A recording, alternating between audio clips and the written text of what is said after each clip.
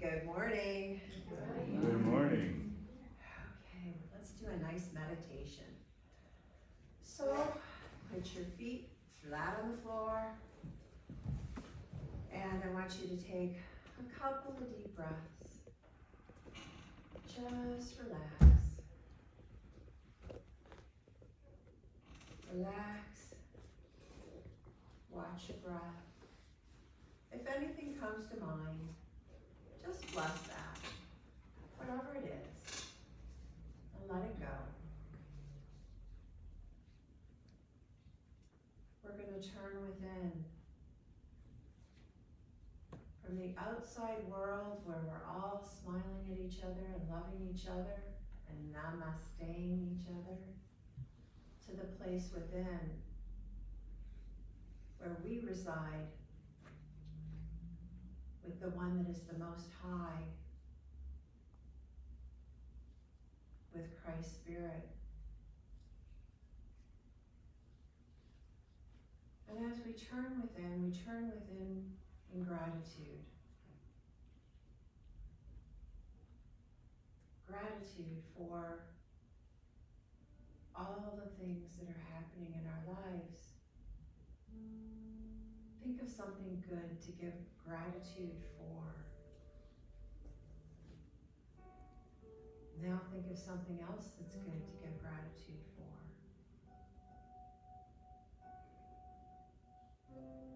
Bask in that gratitude. Now I want you to think of a challenge or a prayer that you have. Think of a challenge or something that doesn't seem good to you right now, and give gratitude for that right now.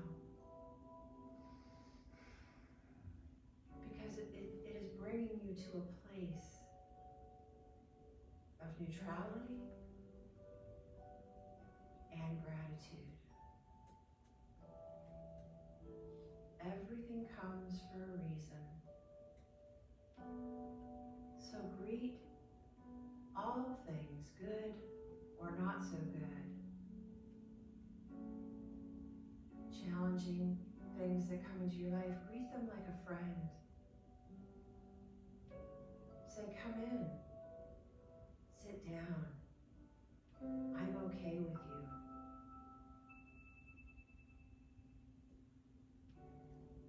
And I give thanks that you're here to teach me.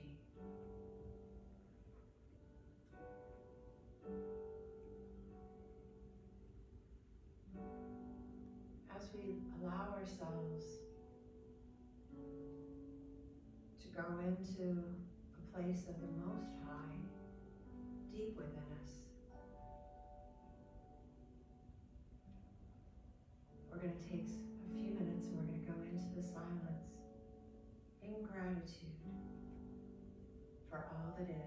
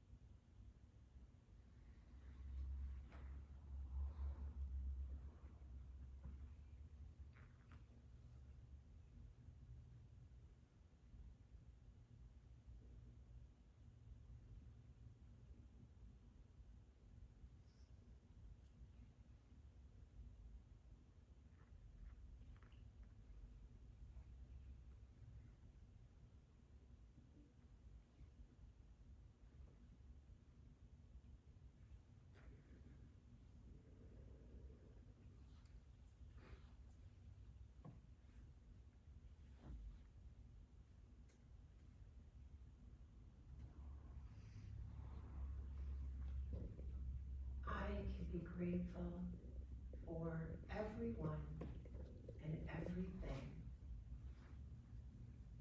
I I say those words, I release all my cares and all my concerns, just like leaves falling from the trees. The trees are a great example of how to release. Just let it go.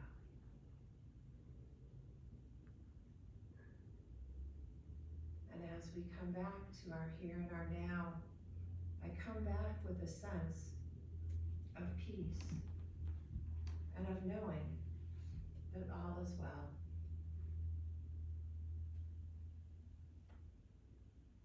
And so it is.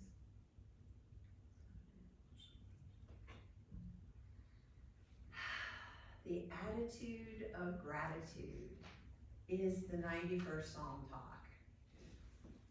So good morning, everybody. It's been a really interesting week. Monday, Tuesday, and Wednesday I was at the Southwest Regional Conference, which was all online this year. So the part that I missed were going to the casino, being down the street from the hotel, and giving me an opportunity to win my conference fees. I had no opportunity to win the conference fees, so the church might just have to pay my conference fees this year. I don't know about you, but my thoughts and feelings have been all over the place. The controversies in the world just seem so many. So I've kind of noticed that people are driving a little crazy lately. I don't know if you guys have noticed this, but stop signs and red lights are now optional. Yeah. And people seem to be looking for something to feel hurt about or mad about, to act out with bizarre behaviors. A friend of mine was telling me about a trip she took to Costco. And she was going into Costco and she went to park her car, and this guy came out screaming at her, "Hey jerk, use your turn signal." And then he gave her the finger before he cursed her again and sped off. She used her turn signal, but when she checked it, the light had gone out. Oh, yes. The mean guy actually saved her from getting pulled over or from a fix-it ticket or worse, an accident. He really did her a favor, I said. This was when I was telling her, I said, he really did you a favor. And she just looked at me.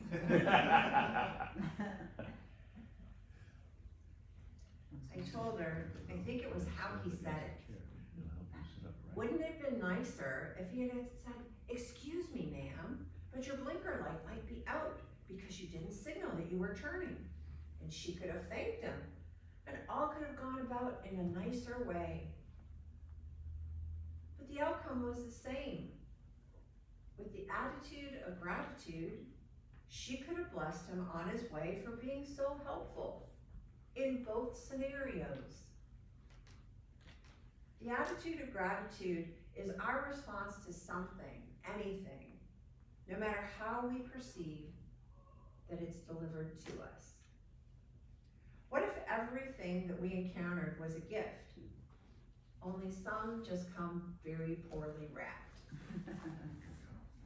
November is our month of gratitude, and during this past week I'm reminded of the 91st Psalm. I'm grateful for this psalm, and I hope you will be too after this talk. Emmett Fox had this to say about this lovely psalm. The 91st Psalm is one of the greatest chapters in the Bible. Like the rest of the scriptures, the underlying thought is developed through a series of symbols. And it is by the appreciation of the values lying behind the symbols that the power of this prayer is understood. He said the 91st Psalm is one of the most powerful prayers ever written. And I don't know if you've ever read it as a prayer. I have, many times. People have gotten themselves out of every conceivable kind of trouble by working on this prayer every day in a spiritual way. Others have turned to the psalm in some great emergency and have overcome their difficulties. I want to read the whole psalm, and then we're going to look at it with the metaphysical meanings, verse by verse, and gain some understanding. He that dwelleth in the secret place of the Most High shall abide under the shadow of the Almighty. I will say of Jehovah, he is my refuge and my fortress, my God in whom I trust. For he will deliver thee from the snare of the fowler and from the deadly pestilence. Deadly pestilence. He will overcome thee with his pinions. He will cover thee with his pinions, and under his wings thou shalt take refuge. His truth is a shield and a buckler. Thou shalt not be afraid for the terror by night, nor for the arrow that flieth by day, for the pestilence that walketh in darkness, nor of the destruction that wasteth at noonday. 1,000 shall fall at thy side, and 10,000 at thy right hand, but it shall not come nigh thee. Only with thine eyes shalt thou behold, and see the reward of the wicked. For thou, O Jehovah, art my refuge. Thou hast made the Most High thy habitation. There shall no evil befall thee, neither shall any plague come nigh by thy tent. For he will give his angels charge over thee, to keep thee in all ways. They shall bear thee up in their hands, lest thou dash thy foot against a stone. Thou shalt tread upon the lion and adder, the young lion and the serpent shalt thou trample underfoot. Because he has set his love upon me, therefore I will deliver him. I will set him on high, because he hath known my name. He shall call upon me, and I will answer him. I will be with him in trouble. I will deliver him and honor him. With long life I will satisfy him and show him my salvation. It's a pretty psalm, but just take a breath now and hold those words. And ask yourself which words stood out to you. Which words were calling to your heart to open? The psalm started, he or she that dwelleth in the secret place of the Most High shall abide under the shadow of the Almighty. The scripture applies to our individual souls. In Lessons in Unity, and Lessons in Truth, Unity teacher H. Emily Cady tells us that the secret place of the Most High is the place of our most divine thoughts, our divine consciousness. Our most high thoughts are those of love and peace and oneness. We find shelter and comfort in our thoughts that are most high. Nothing can disrupt or disturb us in the secret place. We obey God, and we know that our source is infinite good. So we go about our life being infinite good.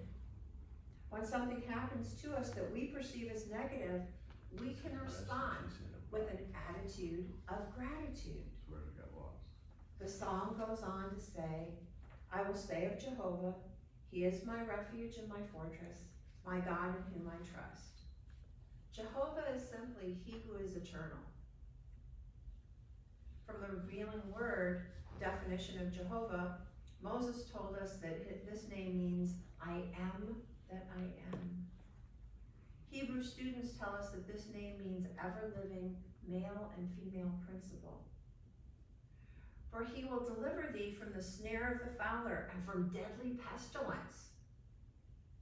A snare is a trap, and a fowler is the one who hunts the fowl, kind of like my nephews who are deer hunting this weekend. They use bows, not traps, though. All of the birds and the animals in the Bible represent different thoughts that we have. So it translates, God will deliver you from the hunter with a crafty trap who wishes to hunt your good or your God thoughts down and kill them. Source energy will release you from those hunters of the good that is in your life, the good thoughts that make up your good life. He will cover thee with pinions, and under his wings shalt thou take refuge. His truth is a shield and a buckler. Now, pinions are small edible seeds, which we're told here will cover us. so we can be warm and we can be fed. And under his wings, the wings symbolize the freedom from material limitations.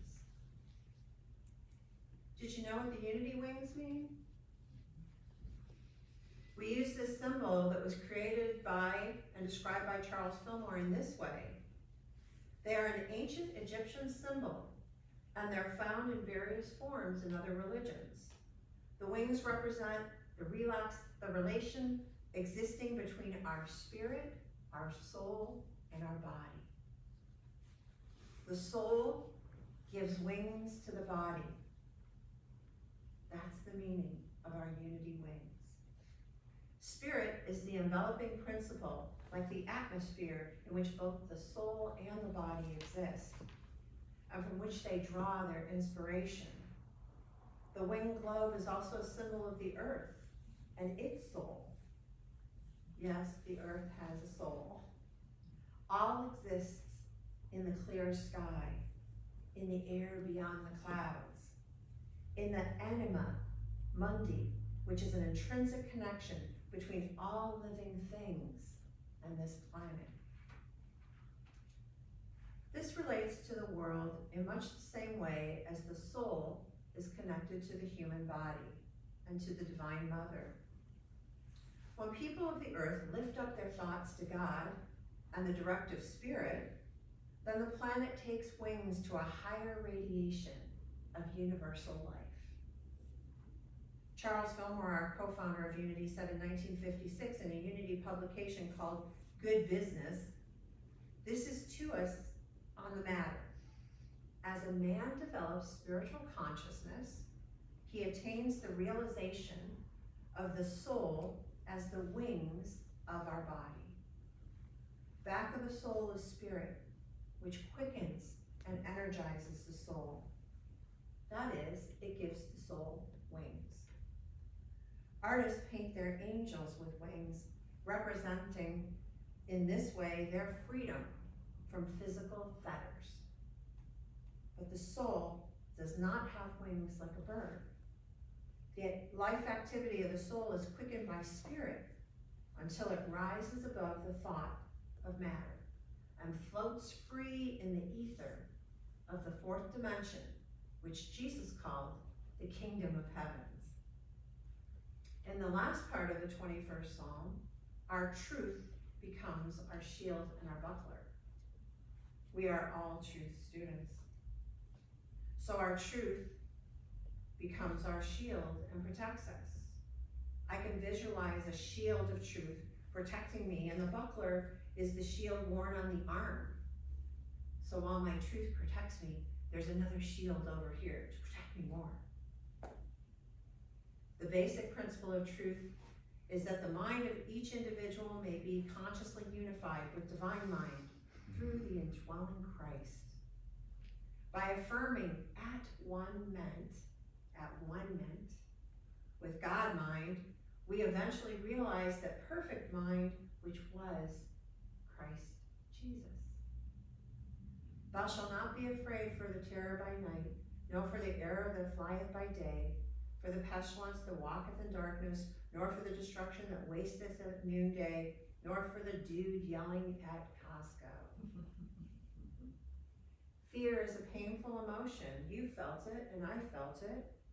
It feels like an alarm or dread, something very personal that is disturbing. And the revealing word tells us that fear is one of the most subtle and destructive errors that the carnal mind in man experiences. Fear is a paralyzer of mental action. It weakens both mind and body. Fear throws dust in our eyes and hides the mighty spiritual forces that are always with us. Blessed are those who deny ignorance and fear and affirm the presence and power of spirit. Days and nights in Scripture are symbols describing degrees of unfoldment. Night being ignorance, and day is understanding. Darkness is the absence of light. So as we enjoy this winged shelter, we still allow our light to shine from within. In fact, as we experience darkness, we know that we are the light. So please turn up that light within you. The attitude of gratitude is at hand for you, and you just have to change your thinking. 1,000 shall fall at thy side, and 10,000 at that right hand, but it shall not come to thee. Others around us might fall away, and 10,000 on our right. Yet, if we're of the right mind, we are protected. We're protected by those angels. Don't look at anyone around you. Don't look behind that curtain from The Wizard of Oz. Do not look at the curse of the guy from Costco. Because if you do, the darkness will come to thee. But if you don't, the darkness shall not come to thee. Only with thine eyes shalt thou behold and see the reward of the wicked. The reward of the guy in Costco? Finding out the blinker didn't work, right? For, O Jehovah, art my refuge. Thou hast made the Most High thy habitation. In Jehovah we find our refuge, and Jehovah makes our Most High, our residence, the place that we can live in peace. There shall no evil befall thee, neither shall no plague come to thy tent or thy house. In unity we teach that evil is that thought which is not of God. It's unreality. It is error thoughts, a product of the fallen human consciousness or negation. So watch your mind and thoughts. Begin your attitude of gratitude today, and when you go out the doors into the world, so that your mind will not succumb to the plague and the pestilence. Allow it in your dwelling, in your tent. Because if you don't, it makes for a stinky tent. For he will give his angels charge over thee. I find a lot of comfort in knowing that I have angels in charge of me. I think sometimes they're struggling keeping up, and sometimes they look at me like, oh my gosh, what's she doing now? But I find a lot of comfort in knowing that he will give his angels charge over thee to keep thee in all ways. They shall bear thee up in their hands, lest thou dash thy foot against the stone. Thou shalt tread upon the lion and the adder, the young lion and the serpent shall trample under thy foot. Our angels are those divine thoughts of the Lord. They are our spiritual perceived faculties. And this psalm is all about our thoughts and our perceptions and how we are divinely protected. I invite you to allow your thoughts to dwell with God, with good. All the serpent thoughts we have, all the lion thoughts I have, I'm so great, I'm a big old lion. They're under my control. You have dominion over your thoughts. I have dominion over my thoughts. So exercise your power and your dominion over your thoughts and turn your thoughts to God. Be grateful for everything and everyone. Turn to gratitude and embolden your faith. When your thoughts and mind are troubled, find your refuge in Jehovah, your Christ consciousness within. Because he has set his love upon me, therefore I will deliver him. I will deliver the Christ consciousness within. That's what we're talking about. I will set him on high because he hath known my name. I'm a beloved child of God Most High. He shall call upon me and I will answer him. I will be with him in trouble and I will deliver and honor him. With long life I will satisfy him and show him my salvation. The Zohar reports that Moses composed this psalm while he was ascending into the cloud hovering over Mount Sinai, at which time he recited these words as a protection from destruction. In Jewish thought, Psalm 91 conveys the themes of God's protection and rescue from danger. I know a certain place in the world, actually several, that could use the 91st Psalm prayer today. From Jesus Christ Heals, Charles Fillmore said this: spiritual-minded people are being united today, as in the past, by zones of spiritual force that will eventually become the permanent thought atmosphere of the planet. I just got goosebumps saying that. Because think about that. Think about yourself. Spiritual-minded people are being united today, as in the past, by zones of spiritual force that will eventually become the permanent thought atmosphere of the planet. In Revelation, this is typified as the New Jerusalem, descending out of the heavens onto the earth. Mr. Fillmore strongly believed in the coming of this new age, this new consciousness. He also believed that once it began, the pace of its unfoldment would be accelerated. And I think if Mr. Fillmore lived in today's time with the internet, talk about acceleration, he would be amazed at how peaceful thoughts can be accelerated. I can sense the New Jerusalem. I can feel individual and human unfoldment right now. And I hope this 91st Psalm can serve as a prayer and a comfort for you if you find yourself in need of some truth. Please join me in today's affirmation. I think we have it up on the thing. We're going to say it 3 times. I am united and protected in all that I am, all that I do, and all that I be. I am united and protected in all that I am, all that I do, and all that I be. I am united and protected in all that I am, all that I do, and all that I be. And so it is. And so it is. Folks, we are grateful to rest peacefully under the wings of Jehovah, of God. I personally am grateful for being able to rest there and feel that rest. Until next time, namaste. Namaste.